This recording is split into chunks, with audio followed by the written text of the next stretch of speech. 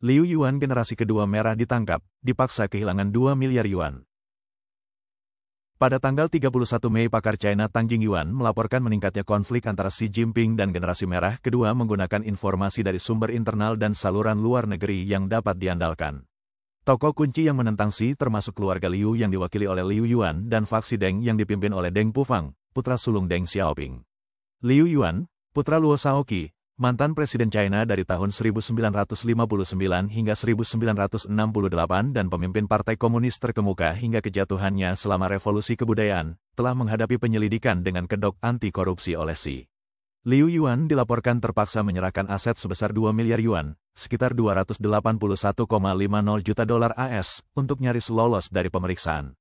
Meskipun ia belum diadili secara resmi, ia tetap berada di bawah pengawasan ketat, hidup seperti tahanan yang tidak terlihat. Selain itu, perubahan signifikan juga terjadi dalam struktur kekuasaan Xi.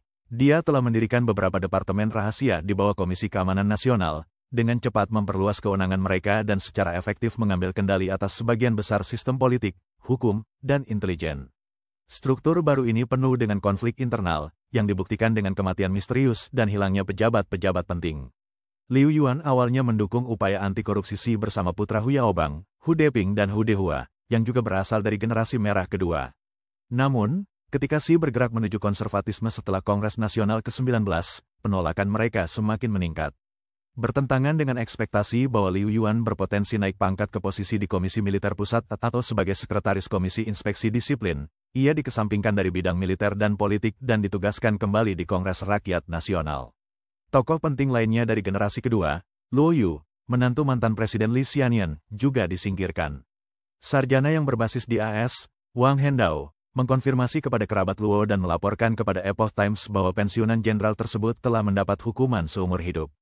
Wang berpendapat bahwa kejatuhan Luo Yu mungkin disebabkan oleh perbedaan pandangannya dengan Xi mengenai isu-isu seperti Selat Taiwan, perkembangan militer, dan peran generasi merah kedua.